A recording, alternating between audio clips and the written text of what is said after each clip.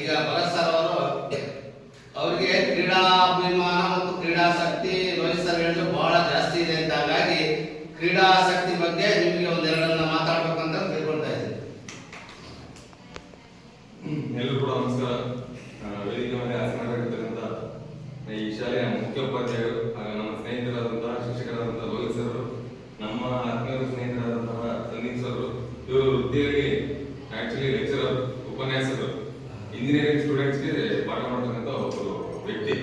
ಇವರು ಒಂದು ಮನವಿ ಟ್ರಸ್ಟ್ ನ ಉಪಾಧ್ಯಕ್ಷರು. ಇವರಲ್ಲಿ ಮನವಿ ಟ್ರಸ್ಟ್ ಅಂತ ಇದೆ, ಅಲ್ಲಿ ಅವರು ಉಪಾಧ್ಯಕ್ಷರಾಗಿದ್ದಾರೆ. ಇವರು ಕೂಡ ಬಹಳಷ್ಟು ಸಮಾಜ ಸೇವೆ ಕೆಲಸಗಳನ್ನ ಅಲ್ಲಿ ಮಾಡ್ತಾ ಇದ್ದಾರೆ. ಜೊತೆಗೆ ನಾನು ವೃತ್ತಿಯಲ್ಲಿ ವಿಜ್ಞಾನ ಶಿಕ್ಷಕನಾಗಿದ್ದು, ಅಂದ್ರೆ ಸೈನ್ಸ್ ಪಾಠ ಮಾಡ್ತೀನಿ ಹೈಸ್ಕೂಲ್ ಸ್ಟೂಡೆಂಟ್ಸ್ಗೆ, 8, 9, 10 ಸ್ಟೂಡೆಂಟ್ಸ್ಗೆ.